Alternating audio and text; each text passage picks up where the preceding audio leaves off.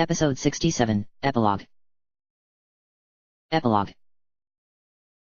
It felt good to get out. Link grinned as he led Spirit out from the Kakariko Pass, and Hyrule Field came into view. The beautiful field of grass and rolling hills lay before him. The Hylia River flowed past, its banks still overflowing from the melting snow to the north. Trees were thick with leaves and blooms, and colorful patches of flowers dotted the landscape. He even saw a patch of silent princesses. Zelda would be delighted. Spring had finally come again.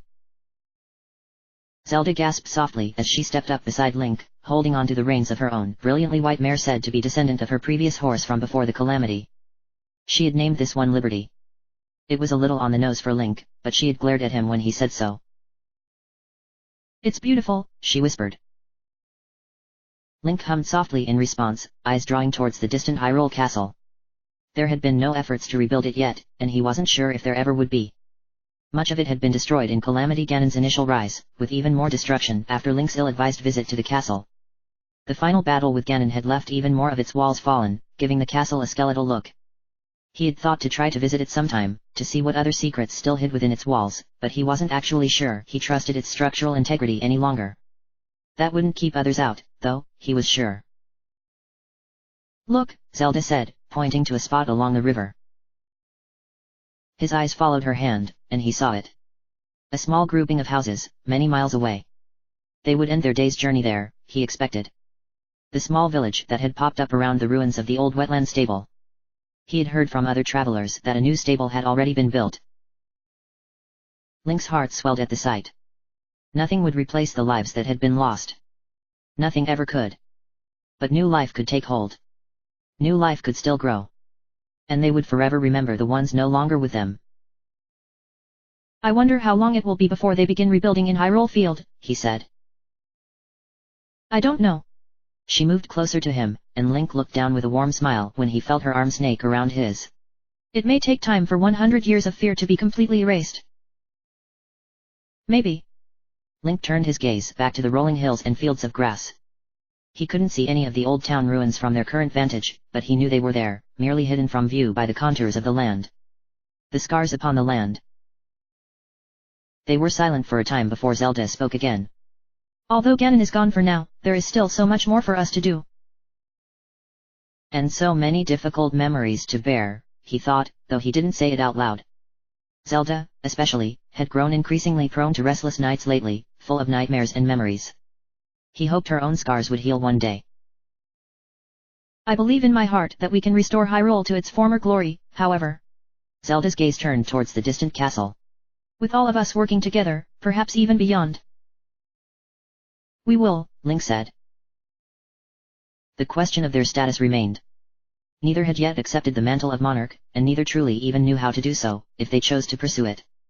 How did one even build a new kingdom from the ashes of the old? But that would not stop either of them from helping the people of Hyrule. Beginning with this trip to Zora's domain. Zelda had to investigate the divine beast there, which had stopped working for some reason. They could have teleported, of course, but that seemed like a waste. Spring had arrived, and traveling together on the road just felt right. She finally pulled away from him, going to Liberty and pulling herself up into the saddle.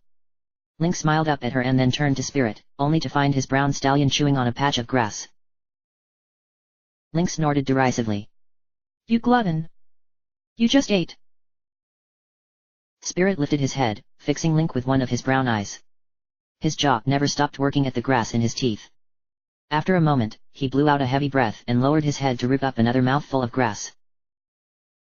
"I'm going to run you hard.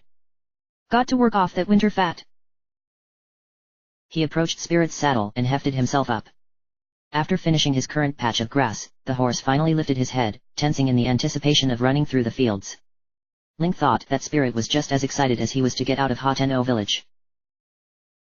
He turned his head to find Zelda smiling in amusement. "Are you ready?" she asked, raising one of her eyebrows. His only response was to kick Spirit into motion. Zelda laughed behind him and quickly rode up beside him. Together, they made their way out into the wild. The end.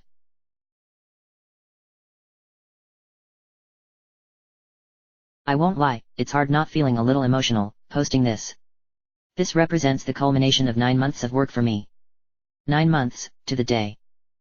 On January 18, 2018, I texted my wife, telling her that I thought I was going to try my hand at writing a Breath of the Wild novelization. I'm pretty sure I wrote the prologue that same day.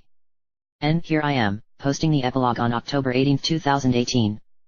It's been an insane road to get here, and I'll tell you a little more about that when I write a proper afterword, expect it probably sometime this weekend.